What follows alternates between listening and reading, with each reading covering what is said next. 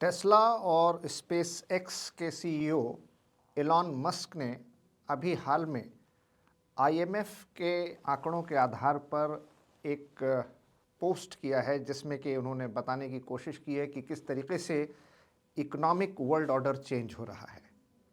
और सिर्फ ये आर्थिक वैश्विक व्यवस्था बदल ही नहीं रही है, बल्कि इसमें भारत किस तरीके से अपना वर्चस्व आगे बढ़ाता जा रहा है। चीन के साथ भारत का दबदबा वैश्विक अर्थव्यवस्था में लगातार बढ़ता जा रहा है और अब भारत और चीन ने अमेरिका को भी इसके पीछे छोड़ दिया है। ये एक नया इकोनॉमिक वर्ल्ड ऑर्डर है। जैसा कि आप जानते हैं कि अभी हाल ही में इंटरनेशनल मॉनेटरी फंड ने अपने एक रिसर्च स्टडी की रिपोर्ट प्रकाशित की है जिसमें उसने ये बताया है कि किस तरीके से वर्ल्ड स्टैटिस्टिक्स की इस रिपोर्ट में भारत और चीन दुनिया में लगातार अपना आर्थिक दबदबा बढ़ा रहे हैं। भारत का अब वैश्विक विकास में अगर योगदान देखा जाए तो वो अमेरिका से भी आगे हो गया है। चीन सबसे आगे है जिसका वैश्विक विकास में योगदान 26.6% 26.6% है और उसके बाद दूसरे नंबर पर भारत है जिसका वर्ल्ड इकोनॉमी में 17% का कंट्रीब्यूशन है और थर्ड नंबर पर अमेरिका इसके बहुत नीचे, बहुत पीछे 9.9% ही वर्ल्ड इकोनॉमी में कंट्रीब्यूट कर रहा है।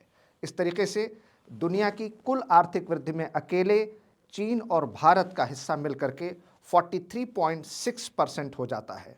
रिपोर्ट में यह भी कहा गया है कि 50% के करीब वर्ल्ड इकोनॉमी में कंट्रीब्यूशन केवल एशिया पैसिफिक देशों के साथ आ रहा है, जो एशिया प्रशांत क्षेत्र के देश हैं वहाँ से आ रहा है। ये रिपोर्ट अभी पिछले महीने इंटरनेशनल मॉनेटरी फंड ने जारी की थी।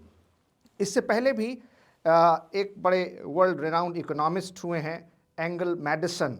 उन्होंने अपने रिसर्च स्टडी में ये बताया था कि 18वीं शताब्दी की शुरुआत तक दुनिया की कुल जीडीपी का भारत और चीन का पलड़ा बहुत भारी था और तब भारत की हिस्सेदारी 16% थी और चीन की 33% थी। लेकिन अब जब हम 21st सेंचुरी के 25 साल पूरे कर चुके हैं और 21वीं शताब्दी के 26वें साल में चल रहे हैं, ऐसे में भारत की लगातार बढ़ती हुई अर्थव्यवस्था मजबूती के साथ विश्व के विकास में भी अपना योगदान दे रही है और भारत ने अमेरिका को कहीं बहुत पीछे छोड़कर अब दूसरे हिस्से पर, दूसरे पायदान पर अपनी जगह बना ली है। चीन का वर्ल्ड इकोनॉमी में अगर कंट्रीब्यूशन 26.6% है तो भारत का 17% और अमेरिका का 9.9%। ये भारत की अर्थव्यवस्था के लिए, भारत के नेतृत्व के लिए और विश्व में भारत के बढ़ते हुए दबदबे को रेखांकित करता है और किस तरीके से भारत एक सॉफ्ट पावर के रूप में भी और हार्ड पावर के रूप में भी दुनिया के सुपर पावर के रूप में आगे बढ़ रहा है। देखना होगा कि यह हमारी रफ्तार कितनी तेज़ी से और कितनी देर तक कायम बनी रहती है।